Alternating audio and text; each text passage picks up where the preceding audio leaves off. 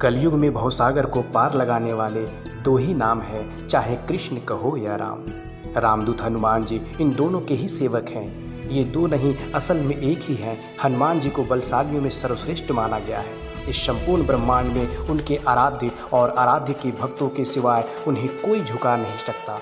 आओ जानते हैं महावीर हनुमान जी के संबंध में रोचक बातें। इससे पहले यदि आप हमारे चैनल पर पहली बार आए हैं तो प्लीज़ हमारे चैनल को लाइक और सब्सक्राइब जरूर कर दें। चलिए शुरू करते हैं। क्यों प्रमुख देव हैं हनुमान जी। श्री राम की आज्ञा से हनुमान जी एक कल्प तक धरती पर रहेंगे। एक कल्प के चारों युग के कई चक्र होते हैं। हनुमान जी 4 कारणों से सभी देवताओं में श्रेष्ठ हैं। पहला कारण यह कि सभी देवताओं के पास अपनी अपनी शक्तियां हैं। जैसे विष्णु के पास लक्ष्मी, महेश के पास पार्वती और ब्रह्मा के पास सरस्वती। हनुमान जी के पास खुद की शक्ति है। वे खुद की शक्ति से संचालित होते हैं। दूसरा कारण यह है कि वे इतने शक्तिशाली होने के बावजूद ईश्वर के प्रति संपूर्ण समर्पित हैं।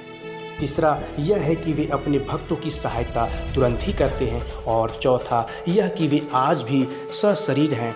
इस ब्रह्मांड में ईश्वर के बाद यदि कोई एक शक्ति है तो वह है हनुमान जी। महावीर विक्रम बजरंगबली के समक्ष किसी भी प्रकार की मायावी शक्ति ठहर नहीं सकती।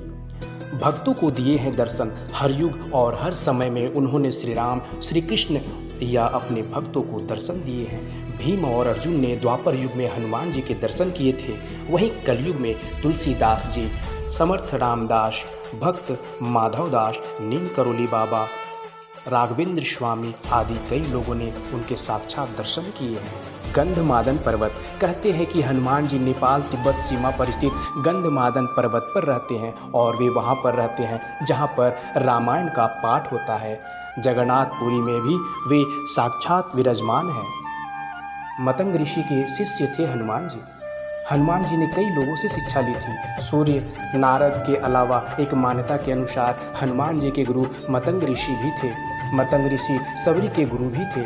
कहते हैं कि मतंग ऋषि के आश्रम में ही हनुमान जी का जन्म हुआ था। कहा जाता है कि हनुमान जी और प्रभु श्री राम के बीच युद्ध भी हुआ था। गुरु विश्वामित्र के निर्देशानुसार भगवान राम को राजा ययाति को मारना था। राजा ययाति ने हनुमान से शरण मांगी। हनुमान ने राजा ययाति को वचन दे दिया। हनुमान जी ने किसी तरह से अस्त्र शस्त्र से लड़ने के बजाय भगवान राम का नाम जपना शुरू कर दिया। राम ने जितने भी बाण चलाए सब बेअसर रहे। विश्वामित्र हनुमान जी की श्रद्धा भक्ति देखकर हैरान रह गए और भगवान राम को इस धर्म संकट से मुक्ति दिलाई। माता जगदम्बा के सेवक हैं हनुमान जी। राम भक्त हनुमान जी माता जगदम्बा के सेवक हैं। हनुमान जी माता के आगे आगे चलते हैं और भैरव जी पीछे पीछे। माता के देश भर में जितने भी मंदिर हैं वहाँ उनके आसपास हनुमान और भैरव के मंदिर जरूर होते हैं। हनुमान की खड़ी मुद्रा में और भैरव का कटा सिर होता है। कुछ लोग उनकी यह कहानी माता वैष्णो देवी से जोड़कर देखते हैं। भगवान श्री राम और माता दुर्गा की कृपा चाहने के लिए हनुमान जी की भक्ति जरूरी होती है। हनुमान जी के शरण में जाने से सभी सुख सुविधाएं प्राप्त होती है।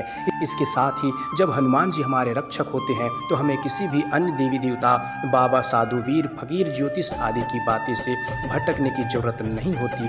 धर्म की स्थापना और रक्षा का कार्य 4 देवों के हाथों में है, दुर्गा, भैरव, हनुमान और कृष्ण।